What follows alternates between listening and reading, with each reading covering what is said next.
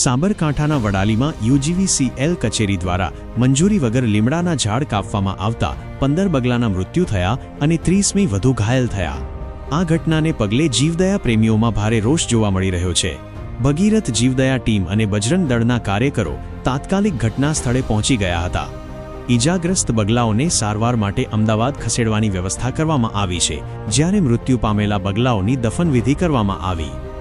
આ સમગ્ર મામલે આગામી સમયમાં જીવદયા પ્રેમીઓ દ્વારા આવેદનપત્ર આપીને વિરોધ પ્રગટ કરવામાં આવશે।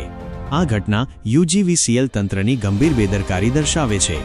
બ્યુરો રિપોર્ટ, ખબર વડાલી, સાબરકાંઠા।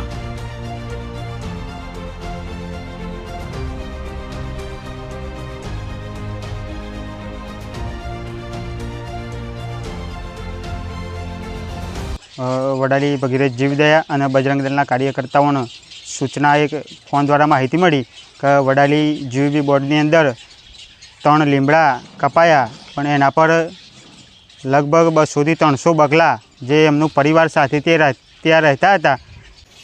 અને બેનને પૂછ્યું, સ્ટાફને પૂછ્યું, એટલે સ્ટાફ કહે છે કે અમે બેનની પરમિશનથી બધે ઝાડવો કાપેલો છે। અમે બેન કીધે મારે તો 2 દિવસ પછી કાપવાનો હતો। માં આવી ઘોર બેદરકારી આ કોના લીધે કરાઈ અને આ બગલાના પરિવાર વિખરાઈ ગયા, અમે એનો જવાબદાર કોણ?